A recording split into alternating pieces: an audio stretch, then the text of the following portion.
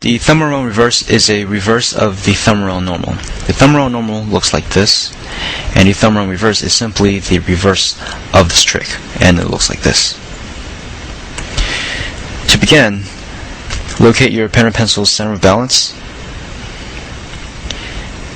Next, take your hand, make a very relaxed circle with it, like so.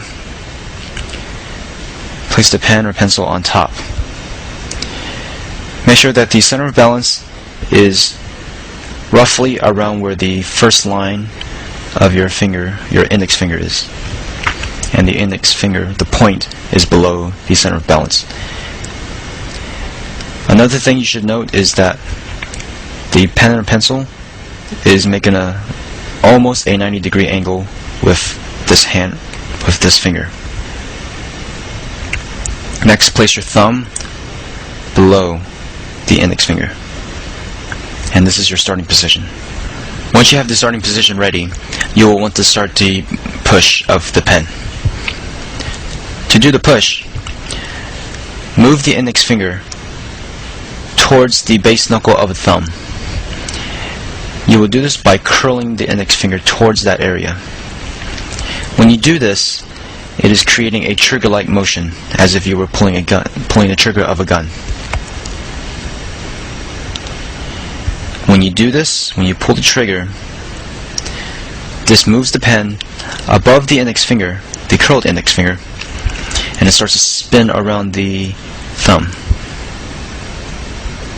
Once it is 75 or 80% of the way through, move the thumb backwards so that it has enough room for the pen to move back into the starting position. However, it is not exactly the starting position that you will want to get into. There are two different positions to get into. I will teach you the first one right now. The first one is where you lift the thumb and you have the pen or pencil go between the index finger and the middle finger, and your ending position will look like such. The second way to catch the ThumbAround Reverse is to keep the thumb still after pushing the pen or pencil. Move out your middle and your ring finger so that the pen or pencil will fall into between these fingers. Note that your index finger will still be curled, and the thumb never really moves. There are several things you must know when learning the ThumbAround Reverse. The first thing is that even though I say that there are two different ways to catch the pen, in reality, when you're first learning the trick, there can be many ways you can catch the pen.